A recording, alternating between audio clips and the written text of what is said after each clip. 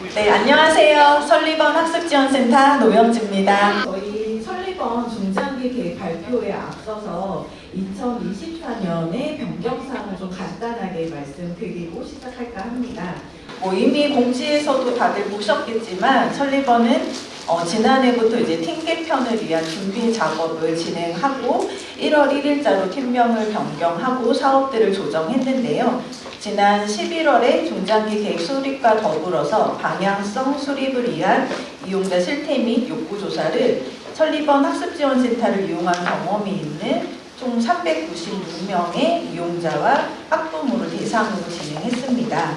그래서 욕구 조사 결과에 따라 기존에는 장애 정도에 따라 팀과 사업이 구분되어 있던 시스템에서 생애 주기에 따른 팀과 사업으로 개편하였고요. 이에 따라 팀의 성격을 좀 더 명확하게 표현하기 위해서 가족과 유아, 성인 시각 발달 장애인을 대상으로 사업을 진행하는 가족지원팀은 가족동행팀으로 팀명을 변경하였고, 학령기 아동 청소년을 대상으로 사업을 진행하는 학습지원팀은 꿈나무 성장팀으로 팀명을 변경했습니다. 그리고 가족동행팀은 성인시각 발달장애인 대상 사업을 확대하였고, 꿈나무 성장팀은 단순 학습 능력 향상의 프로그램을 지향하고 학생들의 사회성 함양 등을 목적으로 하는 사업들로 조정했습니다. 이런 변경사항을 반영해서 미션과 비전, 중장기 계획도 수립했는데요. 잘 들어주시면 감사하겠습니다. 먼저 설리번 학습지원센터의 미션은 나아다운 삶을 위한 함께하는 한 걸음입니다.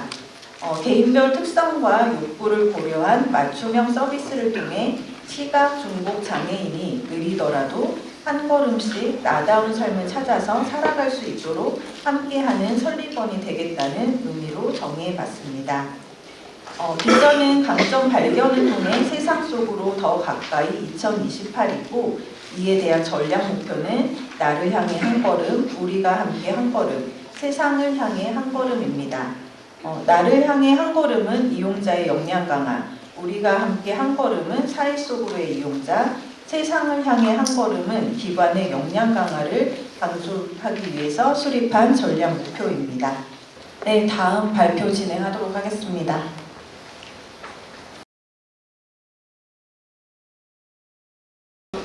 저희 설리번 학습지원센터 시각발달 성인 자립지원사업 담당자고요. 저희는 가족동행팀 유자영.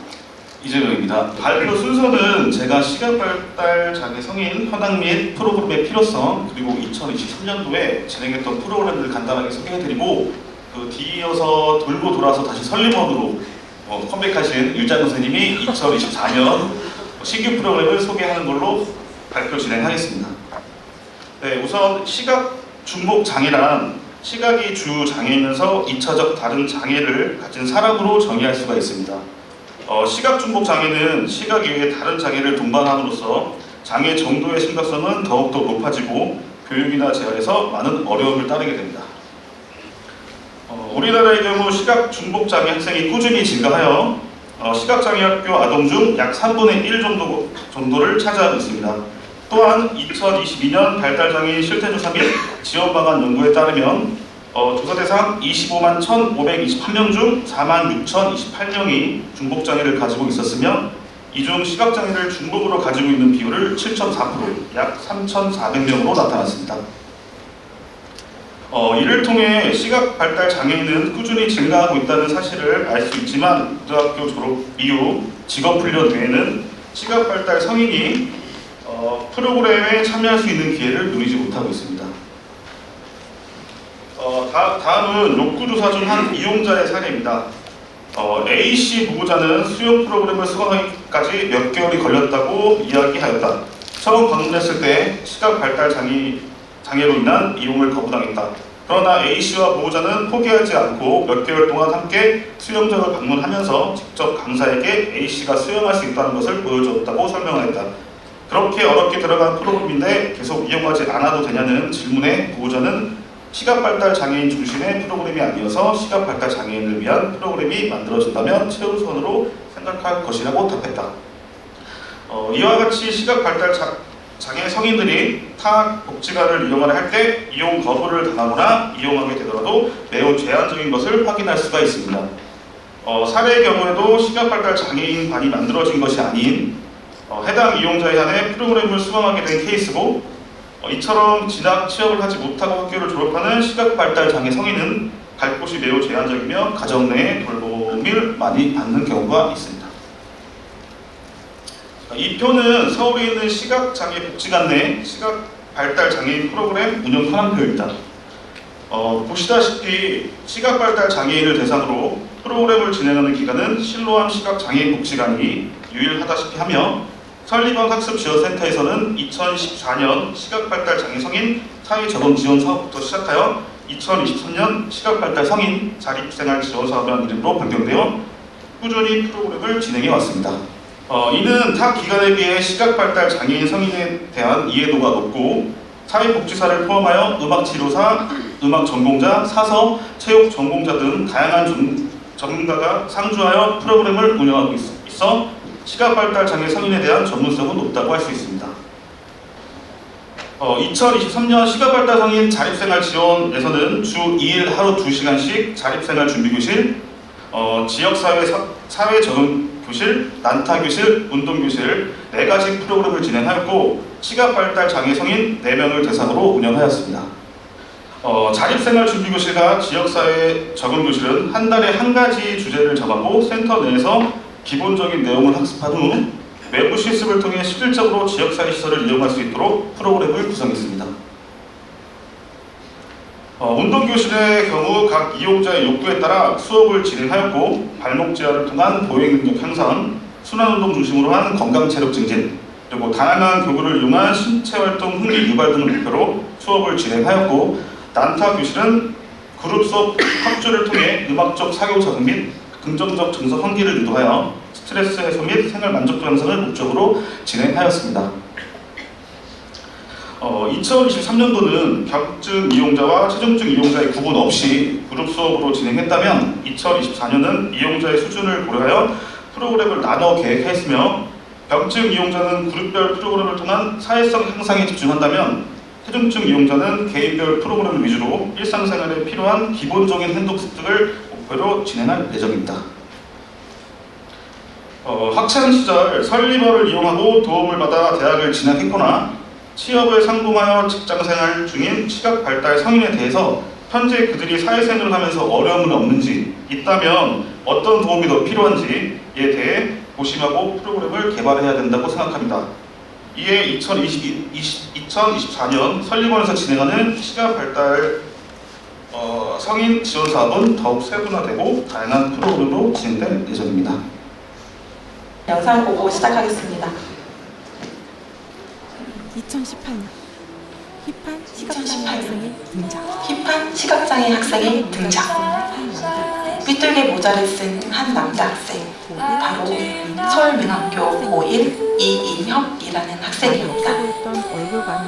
말이 없어 보였던 얼굴과는 달리 시종일관 쉼없이 이야기를 하며 랩을 흥얼거리던 인혁이, 음악적 재능이 넘치는 인혁이를 위해 설리번에서는 음악교육 프로그램으로는 아주 획기적인 힙합 음악교실과 퍼커션 교실을 신설하였다. 그렇게 설리번 음악 프로그램을 통해 음악의 끈을 놓지 않았던 인혁이는 2019년 제12회 전국장애인 청소년 예술제에서 힙합 음악으로 정체대상, 2019년 전국장애학생 음악 콩쿠르에서 퍼커션으로 동상등을 입상하면서 음악가로서의 꿈을 한 페이지 한 페이지 차분히 펼쳐나갔다.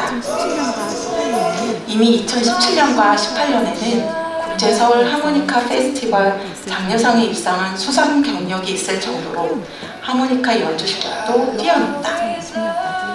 그렇게 2020년까지 꾸준히 음악가의 꿈을 키워나갔고, 고3이 된 인혁이는 대학 입시에 기로해서 계속해서 배워온 힙합 음악으로 대학 진학을 꿈꿨다. 그러나 힙합 랩으로 갈 수 있는 대학의 문은 좁았다. 음악 전공으로서는 악기 연주나 전공이 뚜렷해야 한다는 것을 깨닫는 순간이었다. 저절감으로 포기하려던 그 순간, 아! 하모니카! 문득 하모니카라는 악기를 떠올렸고 다루었던 인혁은 하모니카를 꽤 잘 다루었던 인혁이는 웃기지 않은 하모니카 연주 솜씨로 2023년 백석예술대 실용음악과에 당당히 합격했다. 발달 학생에게는 감히 시각 발달 학생에게는 감히 꿈도 꿀 수 없다 생각했던 대학의 문. 순간이었다. 인혁이를 통해 열리는 순간이었다.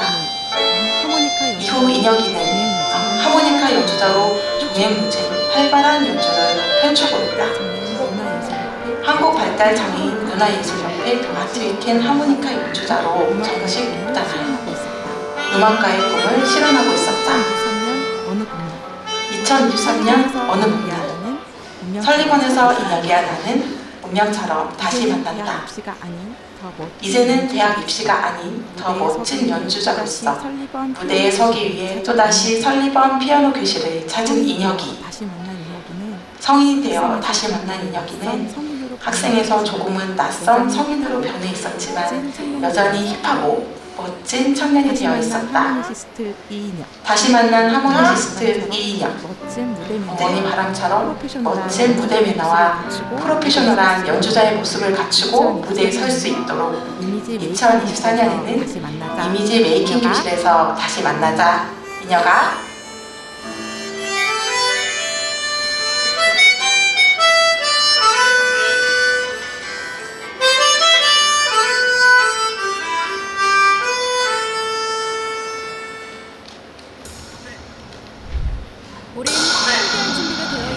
우린 함께할 준비가 되어 있어. 일터에서는 장애가 되지 않아.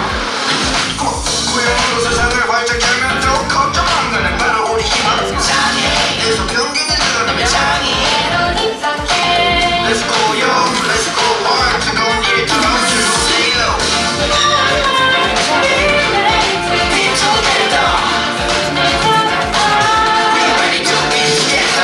장애인 우린 이젠 생각을 바꿔봐. 우린 함께 일할 준비가 되어 있어. 지금 제가 이 영상을 준비를 좀 한 이유는 사실 발표를 제가 준비를 하면서 좀 어려움이 있어가지고 영상에 좀 담아 보려고 했었던 게 있었고요. 그래서 지금 이인혁 학생은 제가 2017년, 18년에 만났었는데 제가 2023년 다시 설리번에 왔을 때 피아노 교실에 저랑 다시 만나서 또 수업을 한 그 기억을 떠올리면서 제가 이 스토리 영상을 좀 만들어 보게 되었습니다. 이 친구가 지금 장애인 고용 공익 광고에 촬영한 영상을 마지막으로 제가 준비를 했는데 되게 멋있지 않으세요? 지금 랩을 거의 인혁이가 다 했어요. 지금 거기 있는 영상에서. 그래서 이거를 어머니께 제가 받아가지고 좀 이렇게 준비해서 넣어봤습니다. 네. 저는 간략하게 2024년 새롭게 리뉴얼되는 시각발달 성인 자립지원 사업 비전과 프로그램 중심으로 말씀을 드리도록 하겠습니다. 시각발달 성인 자립지원 사업은 최중증 시각발달 성인뿐만 아니라 화면에서 만나보신 이인혁 군과 같이 본인의 전공을 살려 직업전선에 있는 시각발달 성인 대상자도 있습니다. 그 외에도 취업을 준비하거나 다양한 커뮤니티를 통해 더 나은 인간관계를 맺고자 하는 성인 대상자를 위해서 설리번의 미션이 나다운 삶을 위한 함께하는 한 걸음의 모티브를 가지고 시각발달장애 성인 대상 자립지원 프로그램을 확대하여 운영하고자 합니다. 우선 2024년의 가장 큰 변화 요인은요. 저희가 2024년 사회복지 공동모금의 지원 사업에 선정이 되어서 그것을 기반으로 사업을 기획했다는 것입니다. 프로젝트명 잠깐 소개해드리면요. 시각발달장애 성인 대상 자립지원 프로그램을 통한 건강한 사회 구성원 되기 프로젝트 핸드인 핸드입니다. 그래서 저희가 작년 같은 경우는 시각발달 성인 대상으로 일상생활 프로그램 위주로 좀 다루었다면 올해는 음악이나 의사소통 기술, 문화체험 등 평생교육 프로그램을 갖추어서 이전보다 확장된 서비스를 제공하고자 하는데 큰 의의가 있습니다. 그렇다면 2024년에 성인 자립 지원 사업의 가장 큰 변화가 뭔지 세 가지를 말씀드려보겠습니다. 첫 번째는 기존 일상생활 프로그램에 국한된 것을 시각발달 성인 평생교육 프로그램 형태로 구성하여 보다 세분화하고 다양화하였다는 점입니다. 두 번째, 지금 화면에서도 보시겠지만 2023년에는 4개의 프로그램으로 일상생활 교실을 운영을 했는데요. 저희가 올해는 무려 13개 프로그램으로 확대가 돼요. 그래서 지금 신설 프로그램만 9개 정도가 되고요. 그래서 좀 많이 확대되어서 운영할 계획입니다. 그리고 마지막으로 기존에 있는 4명의 대상자에서 저희가 16명의 대상자 목표를 확대하고 의사소통 가능 여부 및 도전적 행동 유무에 따라서 배움교실 대상자를 선정하여 지원하고자 합니다. 다음은 신규 카테고리별 대상과 프로그램에 대해 말씀드리겠습니다. 연중 프로그램인 배움교실은 대상자의 의사소통 가능 여부에 따라 일상생활 지원, 평생교육 지원으로 구분하고 평생교육 지원은 개인의 소양 개발과 사회성 함양을 목표로 프로그램을 진행하고자 합니다. 또한 체험 및 방학 특강 프로그램인 사회문화통합교실에서는 여가 체험 활동을 지원하고 원만한 인간관계와 사회생활을 위한 사회 적응 지원 프로그램으로 이용자 욕구에 따라 야심차게 저희가 준비한 이미지 메이킹 교실, 예절 교육, 행복 나들이 등을 계획하고 있습니다. 표로 보시는 바와 같이 저희가 이번에는 3개의 카테고리로 크게 구분을 해서 진행을 할 거고요. 지금 13개 프로그램이 운영될 거라고 말씀드렸습니다. 지금 빨간색으로 표시된 게 다 신규 프로그램이고요. 다음은 각 카테고리별 프로그램 운영 방식입니다. 운영 방식도 조금씩 다르게 저희가 운영할 예정인데요. 성격에 따라서 목표에 따라서 저희가 1대1 개별 진행되는 단과 프로그램, 판소리 교실이나 난타, 운동교실 등은 1대1 교실로 진행을 할 예정이고요. 사회성 형성을 위한 프로그램은 그룹 활동과 외부 활동 경험을 쌓는 것이 중요하다고 저희가 생각이 되어서 1대2나 1대4의 그룹 진행으로 진행할 예정이고 외부 활동도 많이 진행을 할 예정입니다. 그래서 지금 1대2, 1대4 이렇게 그룹으로 진행되는 수업들은 의사소통 교실, 여긴 스피치를 좀 중심으로 다룰 예정이고요. 작업교실, 건강관리교실, 노래교실 등이 있고 그리고 저쪽으로 사회적응 지원으로 이미지 메이킹 교실, 예절 교실, 행복 나들이 이런 것들이 저희가 그룹 형식으로 진행할 예정입니다. 다음은 제가 이제 올해 만날 대상자들을 조금 생각해보면서 떠올리면서 이렇게 사진을 넣어봤는데요. 2018년에 아까 이인혁 대상자의 동생인 이인서 군이었고 지금 활동을 하고 있는 모습을 제가 사진으로 봐봤는데 아마 올해도 저희와 함께 성인 대상 그 프로그램에서 만날 수 있지 않을까 하는 기대감으로 이렇게 제가 이제 떠올리면서 사진 넣어봤습니다. 네, 지금도 이용하고 있는 임정모라는 학생인데요. 2017년부터 판소리 교실을 이용했었고 지금 판소리 교실을 이용하고 있습니다. 네, 지금 음악 교육이 저희가 학습 지원팀에서 이제 성인 지원으로 넘어오면서 성인 지원 그 사업 대상자의 판소리 교실 저희가 수업을 넣어서 임정모 학생을 또 계속적으로 지원하고자 합니다. 그리고 2017년에 드럼 교실을 했던 김민주, 드림이 했던 김민주 학생, 네, 지금 2023년에 판소리 교실에서 엄청 지금 활약하고 있는데 선생님이 너무 잘해서 올해는 대회를 나갈 거라고 그렇게 말씀을 하셨어요. 네, 민주가 저기 한복 입고 영상 찍어서 또 대회도 나가고 했었거든요. 네, 다음 화면은 2017년 저와 피아노 교실 했던 김지호 대상자고 그리고 2023년에 성인 지원 프로그램을 난타 교실 했던 수업 사진을 넣어봤는데 지호는 여러 가지로 이제 좀 작업하는 이런 것들 위주로 했다는 것 같은데 올해도 더 이제 많은 프로그램을 함께 할 수 있도록 지원하고자 합니다. 그래서 시각 발달 성인 대상자를 한 사람 사회 구성으로 더 나은 삶을 찾게 하고 이인혁 군처럼 대상자 모두가 성공 사례가 될 수 있도록 가족 동행팀이 2024년 성인 자립 지원 사업 대상자들과 핸드인핸드 하겠습니다. 발표를 마치겠습니다. 감사합니다.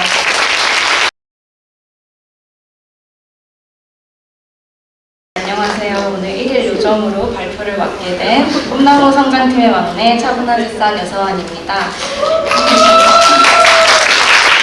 저희가 이번에 발표할 사업은 교육문화 사업인데요. 시각장애 아동 청소년들이 자신의 꿈을 찾아가고 또 저희는 이를 지지한다는 의미에서 사업 부제는 드림스 컴트루로 정해봤습니다. 그리고 이 노래를 부른 SES라는 걸그룹 아마 대부분이 아실 텐데요. 저희는 이 그룹 이름을 스마트 에듀케이션 프롬 설리번으로 저희 방식대로 다시 풀어봤습니다. 설리번에서 더 스마트한 교육을 통해 성장하길 바라는 저희들의 소망을 담았습니다. 우선 목차 먼저 소개해드리겠습니다. 목차는 다음과 같습니다. 우선 새롭게 변화된 저희 팀과 사업에 대한 간단한 소개, 그리고 또 사업에 대한 목적 및 기존에 비해 달라진 부분에 대해 소개해드릴 예정입니다. 또한 사업과 프로그램에 대한 부분을 차례대로 소개해드리면서 마무리해드릴 예정입니다. 우선 기존의 학습지원팀이었던 저희 팀은 꿈나무 성장팀으로 새롭게 이름을 바꾸게 되었는데요. 시각장애 아동 청소년 꿈나무들이 자신의 강점을 발견하고 꿈을 키워나갈 수 있도록 힘이 되는 서비스를 제공하길 바라는 저희 마음과 열정을 담았습니다. 다음으로 교육문화사업이 추구하는 방향성에 대해 소개해드리겠습니다. 시각장애 학생들이 다양한 교육 및 체험활동을 또래들과 함께 수행하면서 인지능력과 문해력 향상, 또 사회성을 발달하도록 하는 것이 저희가 사업을 운영하면서 가지고 갈 가장 큰 중심이라고 할 수 있습니다. 저희가 사업을 구성하기 이전에 최근 설리번 학습지원센터 이용자를 대상으로 실태조사와 욕구조사를 실시했습니다. 그중 이용자분들의 보호자분들이 주셨던 의견을 담아왔는데요. 제가 몇 가지 읽어드리도록 하겠습니다. 일반 사회와 잘 섞이도록 사회생활이나 일반 사람들과의 관계 개선에 도움이 되는 프로그램이 필요합니다. 학교 졸업 후에도 자립해서 살 수 있도록 직업훈련이나 일상생활 훈련, 또래 모임 지원 및 활성화가 절실합니다. 박물관, 미술관 등 일반 아이들처럼 다양한 역사 체험팀을 꾸려서 아이들이 직접 가서 해설도 듣고 만져도 보며 체험할 수 있는 프로그램이 생겼으면 좋겠어요. 등등 이런 여러 가지 의견을 주셨습니다. 저희는 이런 이용자의 목소리에서 저희 사업의 목적을 찾을 수 있었는데요. 단순 학습도 물론 중요하지만 장차 사회에 나가게 될 때 실질적으로 필요한 것은 또 따로 있다는 점을 저희도 배우게 되었습니다. 그래서 나오게 된 목적들은 3가지입니다. 첫째, 사회성 함양입니다. 기존 프로그램과 타 복지관 프로그램들은 주로 이용자 개개인에 맞춘 1:1 프로그램이 많았습니다. 이는 실무자 입장에서 해당 프로그램 이용자 개개인을 심층적으로 파악하는 데는 유리하지만 이용자들끼리의 교류는 거의 이루어지지 않는 상태로 이루어져서 장기적으로 봤을 때는 또래와의 경험이 다소 부재한 상태로 성장하게 됩니다. 저희는 이러한 부분을 극복하고자 그룹 수업을 중점적으로 계획하고 이 안에서 이용자들의 사회성을 함양하고자 합니다. 둘째로 성취감과 자기효능감 발휘입니다. 교육문화사업의 프로그램은 또래 집단이 함께 어떠한 공동 과업을 이루는 것을 목표로 하고 있습니다. 다같이 해당 유적지를 답습하거나 키트 등을 함께 만들어 보면서 무언가를 해냈다는 성취감과 또 그 경험을 통해 앞으로의 과제도 무리 없이 수행할 수 있을 것이라는 자기 효능감도 발휘할 수 있습니다. 자신의 자아를 찾아가는 학년기 때의 긍정적인 자극을 통해 또 긍정적으로 성장할 수 있게 지원하고자 합니다. 이를 토대로 궁극적으로 이용자들이 건강한 사회 구성원이 되는 것을 목적으로 설정했습니다. 학교가 아닌 공간에서 여러 또래와 함께하며 자신이 스스로 무언가를 이루고 나가고 공동체 안에서 성장해 나간다면 학교를 졸업하고 난 이후에도 건강한 사회 구성원으로서의 역할을 담당할 수 있을 것입니다. 이러한 목적 달성을 위해 저희는 기존 단순 학습 위주였던 프로그램을 체험과 활동을 동반한 이론교육과 현장학습이 병행되는 프로그램으로 운영할 예정이며 이에 대한 커리큘럼도 조정할 예정입니다. 저희가 2024년에 계획하고 있는 사업 및 프로그램들을 소개해드리겠습니다. 프로그램 개수를 세어보니 딱 7개 정도가 나왔는데요. 역사교실, 세계문화교실, 교과 연계 문해교실, 청소년 1일 멘토링, 점자교실, 스마트 도서관 활용교육, 도서관에서 여름나기를 구상해보았습니다. 교육과 체험을 함께 동반한 프로그램들을 통해 아이들이 설리번에서 더 즐겁고 의미있게 성장할 수 있도록 계획해보았습니다.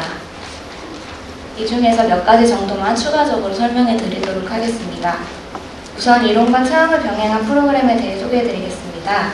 아동의 경우 기존 이론 위주의 학습을 주로 수행하여 체험 및 실습 부분이 부족하여 아쉽다는 의견이 종종 있었는데요.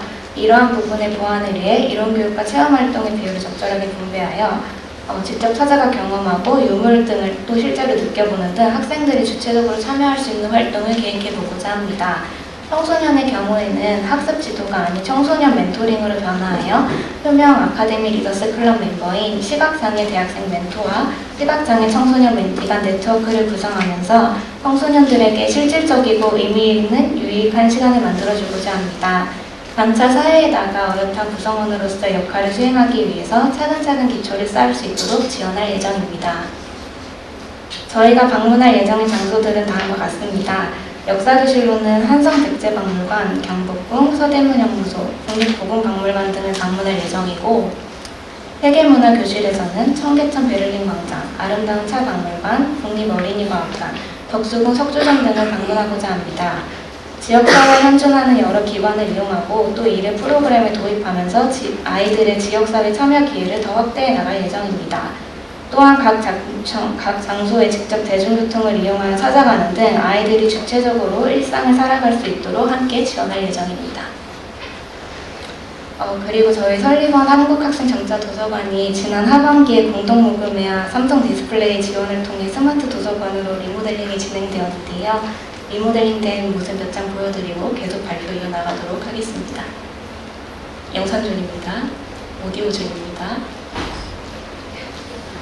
마이들이고요. 답패드를 배치한 촉각존입니다. 이를 이용하고 있는 저희 이용자 아이입니다. 네, 이렇게 새롭게 변화된 스마트 도서관을 활용한 교육들을 몇 가지 소개해드리려고 합니다. 기존 한국학생정자도서관이 스마트 도서관으로 변화하면서 아까 보셨다시피 빔스크린을 통해 영상을 감상할 수 있는 영상존, 오디오북을 활용할 수 있는 오디오존, 답패드를 체험할 수 있는 촉각존을 구성하여 운영하고 있습니다. 무엇보다 기존 도서관의 구조를 크게 바꾸었기 때문에 공간 활용성이 매우 높아졌고요. 이를 통해 앞으로 센터 내에서 필요한 교육 프로그램들을 도서관에서 진행할 수 있게 되어 여러모로 기대를 하고 있습니다. 특히 도서관 자체적으로 여러 프로그램을 진행하고자 하는 계획이 있는데요. 월별로 주제를 선정하여서 주제 관련 영상을 시청할 수 있도록 하고 오큐레이션, 만들기 체험 등 다양한 체험 활동을 운영하고자 합니다. 실제로 2024년 5월에는 도서관에 소장된 점자동화책 한 권을 선정하여 원화전시를 진행하는 것이 계획 중에 있습니다. 여러 프로그램을 통해 스마트 도서관과 설리번 학습지원센터가 지역사회 허브 역할을 수행하면서 궁극적으로 시각장애 학생들의 커뮤니티 활성화 및 문화 환유에 큰 도움이 되길 바라고 있습니다. 이뿐만 아니라 스마트 도서관을 활용하여 더 다양한 교육과 체험을 제공하고자 합니다.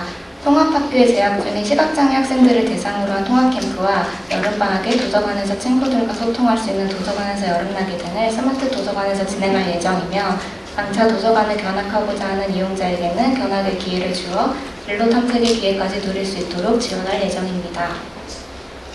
설리번 학습지원센터 중장기 발전 계획에 따라 학생들이 다양한 교육 활동을 통해 나를 향해 한 걸음 가까워지고 우리가 함께 한 걸음 나아가고 장차 세상을 향해 한 걸음 내딛을 수 있도록 도모하고자 합니다. 학생들의 학교와 장차 나가게 될 사회에 이르기까지 그 사이에서 설리번 학습지원센터가 든든한 다리이자 디딤돌의 역할을 수행할 수 있도록 더욱 노력하겠습니다. 마지막으로 저희 사업명이자 노래 제목인 드림스 컴트루의 첫 소절과 마지막 소절에 대해 한번 제가 얘기해드리고 발표 마무리해보고자 하는데요. 제가 읽어드리겠습니다. 내가 원하는 대로 자신 있는 모습 그대로 너의 곁에 그려진 꿈결 같은 나의 미래도 너는 여기서 나는 너로 너는 우리로 다시 가사를 바꾸어서 생각해보게 되었는데요. 너가 원하는 대로 자신 있는 모습 그대로 우리 곁에 그려진 꿈결 같은 너의 미래도 설리번 학습지원센터가 원하는 대로 자신 있는 모습 그대로의 자신을 발견할 수 있는 기회를 아이들에게 제공하고 이용자들은 그 발견의 순간을 지나 성장과 발전의 과정을 겪으며 우리의 곁에서 꿈결 같은 미래가 그려질 수 있길 바라봅니다. 진짜 마지막으로 최근 성탄절을 맞아 더욱 반짝이고 예쁘게 단장된 저희 도서관 자랑 아닌 자랑하며 끝내보도록 하겠습니다. 발표 들어주셔서 감사합니다.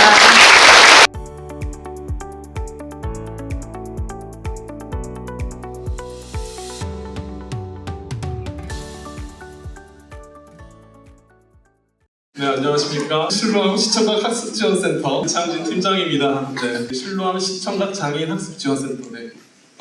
중장기 계획 발표 드리도록 하겠습니다. 미션은 함께 보고 느끼는 일상입니다. 이에 대한 정의는 시청각 장애인의 장종 감각을 활용한 개인별 의사소통을 통해 함께 교류하고 나누는 삶을 추구하다. 비전은 나만의 방식으로 세상과 마주하다. 2028. 시청각 장애인의 장종 감각이라고 하는 부분에서 잠깐 질문 드려보겠습니다. 인간은 이제 5가지 감각이 있다고 합니다. 혹은 이제 어떤 사람들이 6번째 귀신 보는 이제 식스센스까지 있다고 하는데, 혹시 시청각 장애인에게 남은 3가지 감각은 무엇일까요? 보각, 미각, 촉각. 그렇죠. 아, 네, 박수.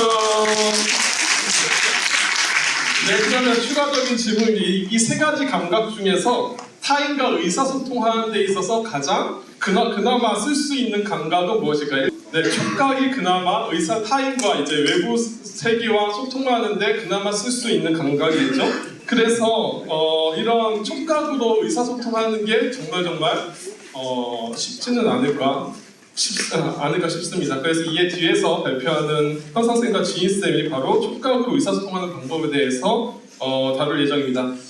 시각으로 정보가 80%가 제한된다고 하죠. 그 다음에 청각까지 한다고 하면 거의 90%나 95%까지 외부와 이제 소통하는 게 굉장히 제한될 거예요. 그래서 시청각장애인의 어려움은 시각과 청각의 어려움의 덧셈이 아니라 곱셈이라고 하고 있습니다. 시청각장애인의 일상적이고 평범한 삶이 될 수 있도록 지원하기 위해서 저희 센터에서는 28년까지 전략 목표를 2가지 이용자 맞춤형 서비스 그리고 조직 역량 강화로 세웠습니다. 이상으로 제 발표는 마치고 조현상 선생님과 김지 선생님이 나와서 시청각장애인의 소통이라는 주제로 발표하겠습니다.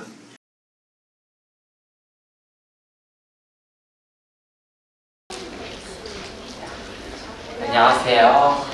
시청각장애인 학습지원센터 발표를 맡은 조현상 신지희입니다. 시청각장애인은 시각과 청각의 동시적 장애를 갖고 있는 사람을 말하는데요. 시청각장애인이 갖고 있는 어려움 중에서 가장 큰 어려움을 할 수 있는 것은 아마도 소통이지 않을까 싶습니다. 그래서 이 공간 자체는 이제 소통을 하는 공간이고 그다음에 저희가 발표하는 내용도 시청각장애 소통인 만큼 발표에 앞서서 이제 시청각장애인이 어떤 어려움을 갖고 있는지 먼저 소개하고자 하는데요. 그래서 시청각장애인 조현상이 과연 어떤 시청각장애를 갖고 있는 어려움이 있는지 간단하게 말씀드리고자 합니다. 첫 번째로 저희가 시청각장애인이 되고 나서 가족과 TV를 볼 수 있는 기회가 많이 줄어들었는데요. 이것은 단순히 가족과의 커뮤니케이션 기회가 줄어든 것뿐만이 아니라 이제 대중매체의 TV를 접하지 못해서 대중의 흐름에 좀 따라가기가 어렵다는 점을 좀 아실 수 있을 것 같습니다. 두 번째로는 지하철을 이용할 때인데요. 지하철을 이용할 때 안내방송이 들리지 않거나 하면은 이제 칸을 이제 세워서 도착하는 역에 칸수를 이제 세워가면서 종종 도착한 역까지 이동하는 경우가 있습니다. 이것으로 이제 시청각장애인이 대중교통을 이용을 할 때 음성 안내가 들리지 않으면 좀 불편함이 있다는 것뿐만 아니라 뭐 안전사고나 아니면은 돌발 상황이 있어서 대처하기가 좀 어렵다는 점을 알 수 있지 않을까 싶고요. 세 번째로는 다른 사람 타인과 대화를 할 때 있어서 시청각장애인은 대화를 할 때 말을 하는 대화 내용이 내가 정말 들은 내용이 정확한지에 대해서 신뢰를 하기가 굉장히 좀 어렵습니다. 그래서 특히 이제 여러 사람들과 있는 공간에서는 이제 내가 하는 말이 공통이 있는 화제와 일치하는지에 대해서 좀 의구심을 갖는 경우가 있어서 대화를 이제 하는 경우보다는 좀 침묵으로 이제 대화를 이제 진행을 하거나 아니면은 내가 할 수 있는 대화 화제를 이끌어 나가서 대화를 진행하는 경우가 있습니다. 이렇게 보면 시청각장애인의 대화를 할 때 좀 많이 어려움이 있어서 대화하기 어려울 수 있겠다 생각이 드실 수 있겠지만 시청각장애인은 자신만이 갖고 있는 의사소통 방법을 서로 이렇게 알고 있다면 이제 천천히 정확하게 자신만의 이야기를 할 수 있을 거라 생각을 합니다. 그래서 지금 이제 제가 이렇게 이 자리에서 이렇게 대화를 하는 것처럼 이제 저 같은 경우에 이제 말소리를 듣는 거는 좀 어렵긴 하지만 박수 소리 같은 경우에는 그래도 어느 정도 들을 수 있거든요. 그래서 큰 박수로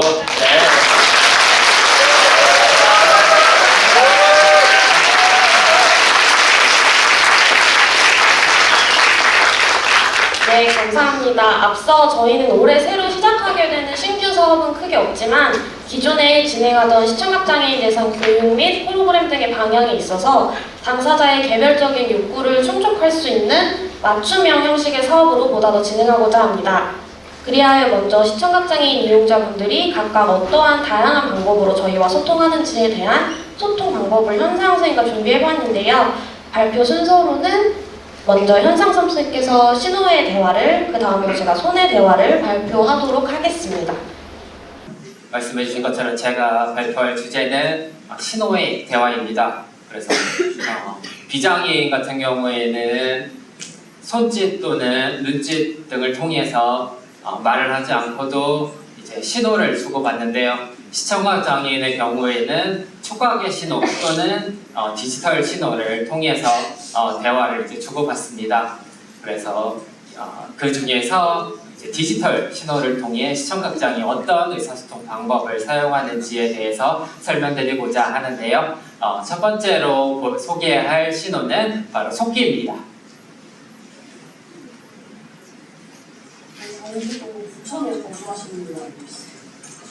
우리가 그거 후원을 줄 때 가급적이면 서울에 계시는 분이면 좋을 것 같거든요.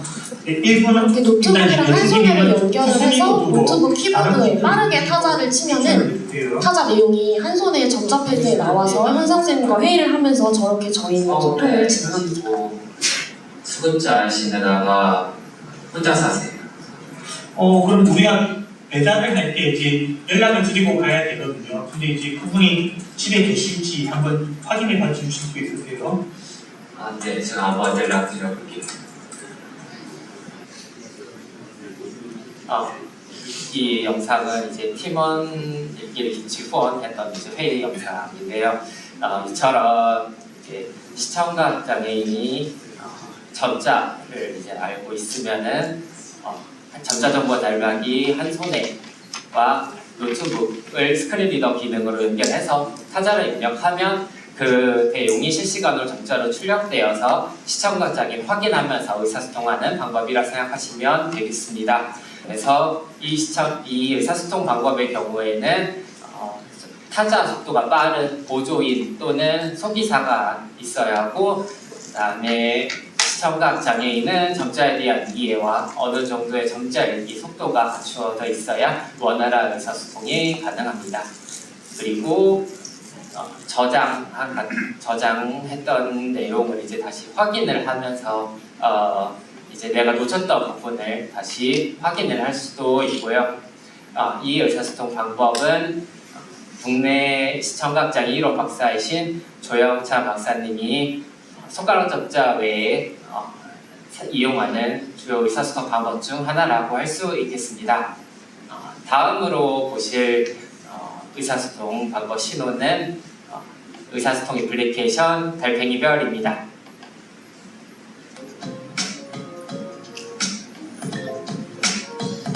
달팽이별을 설치한 한 손에 실행을 한 모습이고요. 단축키를 누르고 음성으로 말을 하면은 그거를 인식해가지고 한 손에 점자로 출력되는 모습입니다.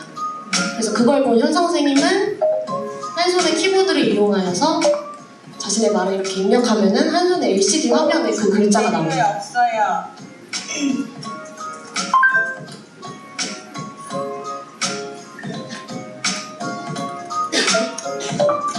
네, 주문할게요.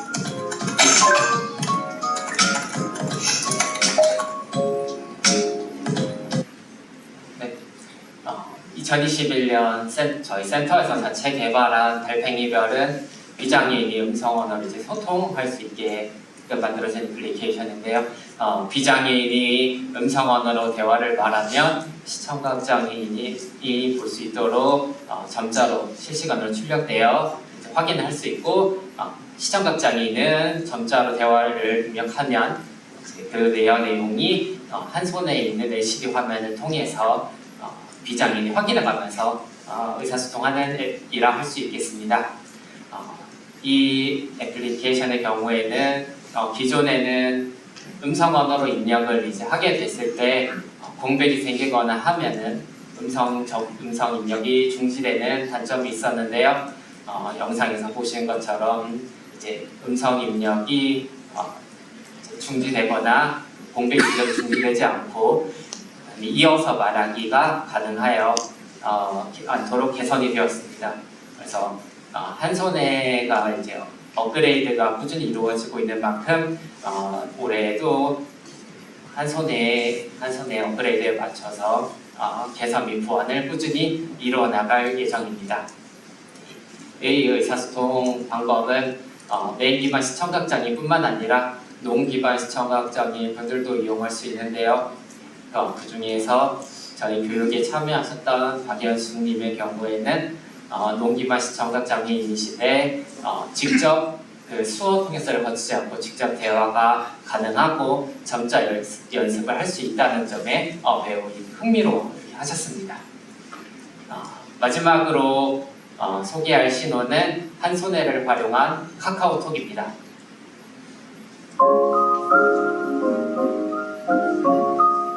실제 저희 이용자 선생님이신데 두 분 다 한손해의 카카오톡을 실행하여서 채팅을 하면서 대화하는 장면이고 그 채팅방이 실제로 저희 모니터에 한번 띄워봤는데 저런 식으로 파일 전송도 가능하고요.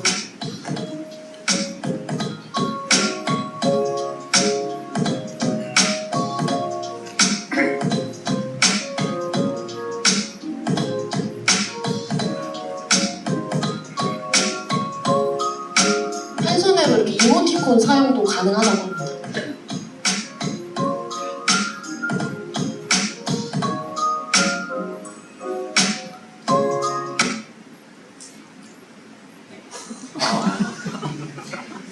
이 의사소통의 경우에는 지금 영상에서 같이 대화를 나눴던 당사자분은 전혀 볼 수도 들을 수도 없는 전맥농, 전매전농이신 이희경님인데요. 이분의 경우에는 보통 농 기반 시청각 장애인의 경우에는 수어 중심의 대화가 이루어져서 한글을 통한 문해력은 좀 이제 약한 편인데 이분의 경우에는 어렸을 적에 어머니가 이제 한글을 가르쳐 주셔서 문장 형태의 대화가 가능하셔서 이렇게 카카오톡을 통한 대화가 가능했습니다. 이 카카오톡의 경우에는 보신 것처럼 이제 텍스트를 통한 이제 점자 입력으로 이제 텍스트를 주고받는 것 외에도 이모티콘 을 이제 이용을 해서 짧은 감정이나 이런 부분을 점자 이제 확인해 가면서 이모티콘을 주고받기도 하고 파일을 서로 전송하면서 공유를 할 수 있기도 하는 등의 다양한 기능이 있습니다.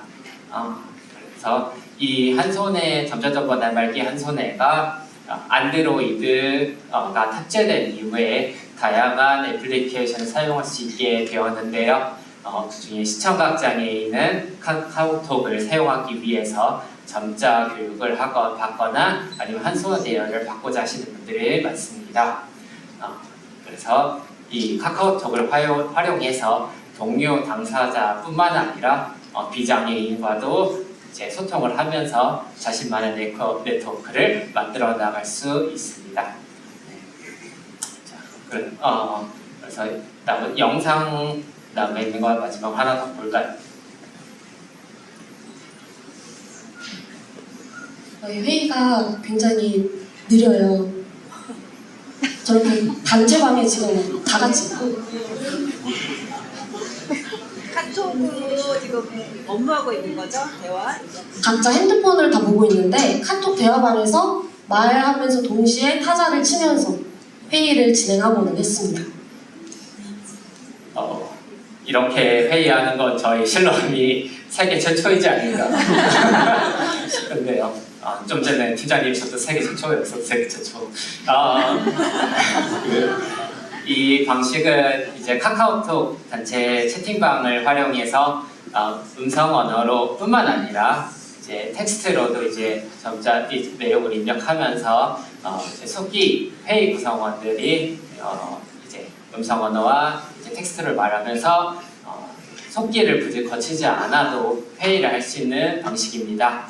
이 방식은 이제 의원님이 아이디어로 이제 하게 되어서 이제 당사자 중심의 어떤 건지를 조금 이렇게 느낄 수 있었던 그런 회의였습니다. 네. 이것으로 저희 발표는 마무리하고 이어서 신지희 선생님의 발표가 있겠습니다. 네, 다음 손해대화 파트 시작하도록 하겠습니다. 앞에 현상 선생님께서 디지털식으로 이용한 소통 방식들을 소개해 주셨다면 제가 소개할 내용들은 손을 이용한 소통법입니다. 크게 이렇게 세 가지로 말할 수 있는데 첫 번째로는 손가락 점자, 두 번째는 손바닥 필당, 세 번째는 수어, 근접수어, 촉수어입니다. 먼저 손가락 점자는 손가락에 치는 점자라고 생각을 하시면 되는데 양손의 검지, 중지, 약지를 사용하여 손가락에 점자를 치면서 소통하는 방식입니다. 허킨슨식 타자 방법으로 왼손 검지부터 점자에 1.2점, 3점, 오른손 검지부터 4.5점, 6점입니다. 이렇게 사진에서 보시는 것과 같이 보통 나란히 앉아서 손가락 점자 교육이나 소통을 진행을 하면 대화를 전달받는 사람의 손이 밑으로 발화자의 손이 위로 올라오게 하여 소통합니다. 그래서 손가락 점자는 기본적으로 점자를 알고 계시면 소통 방법을 익히는 것과 상대방의 손가락에 점자를 치는 것은 크게 어렵지 않으나 손가락 점자를 받는 입장이 되었을 때는 시각장애인, 비시각장애인 모두 조금 어려워하시는 편입니다. 비시각장애인은 상대방이 어떤 손가락에 입력하는지 보통 보면서 읽는데 이게 속도를 따라가기가 조금 어렵고 시각장애인은 손가락의 감각으로 어느 손가락을 눌렀는지 느껴야 하기 때문에 손가락 점자 입력보다는 조금 많은 연습이 필요합니다. 두 번째로는 손바닥 필담입니다. 문자를 상대방의 손바닥에 쓰고 읽으면서 소통하는 방법입니다. 음성으로 소통이 어려운 시청각 장애인 중 점자나 수어를 알지 못할 때 손바닥에 글씨를 써서 전달하는 경우가 있으며 수어를 사용하여도 특정 단어를 수어로 알지 못할 때 등에 사용하기도 합니다.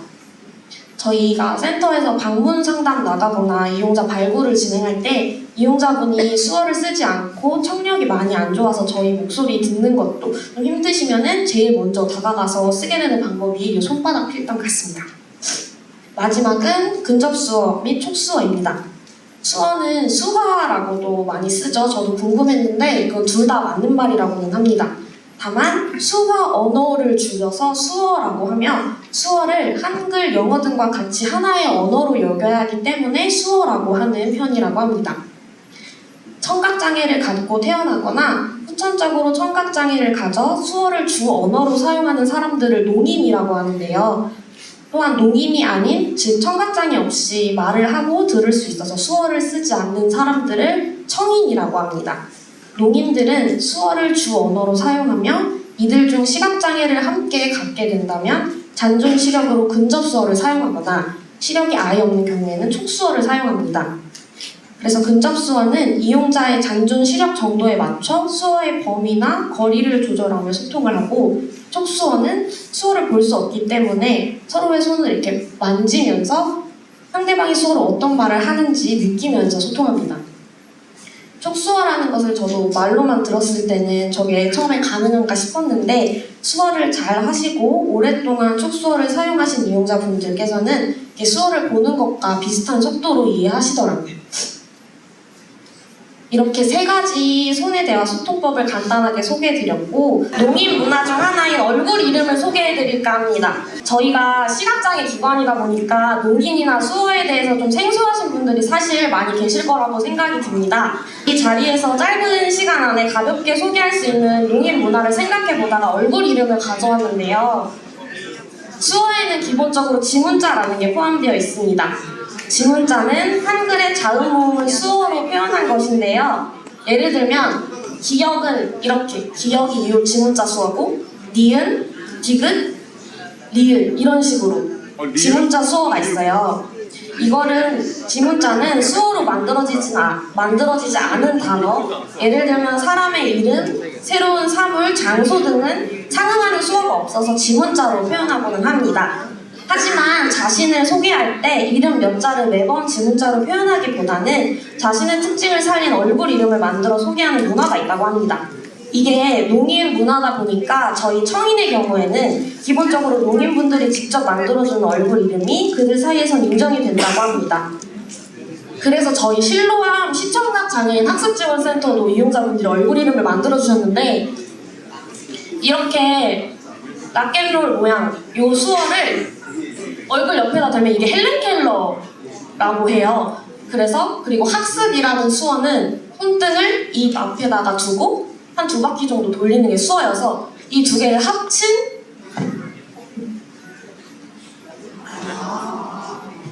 이거를 저희 얼굴 이름으로도 이용자분이 만들어 주셨어요. 그래서 저희가 서울시에서 지원받은 첫 번째 시청각 장애인 학습 센터이다 보니 헬렌 켈러 수어와 학습을 합쳐서 만들어 주셨습니다. 그래서 앞에서 나온 여러 가지 소통법들을 보면 시청각 장애인들은 개인별로 다양하게 의사소통한다는 것을 알 수가 있습니다. 또한 소통법이 같더라도 장애 정도에 따라 이용자분 개별적으로 편하게 생각하는 세부 방법들도 모두 다릅니다. 그래서 이처럼 저희는 올해 이용자 요금의 필요에 따른 소통 방식을 파악하여 맞춤형 교육 또는 지원을 할 예정이며 직원들의 소통 능력 또한 같이 좀 더 강화하여서 보다 더 좋은 서비스를 제공하고자 노력하겠습니다. 네, 이상 시청각 발표 마치도록 하겠습니다. 감사합니다.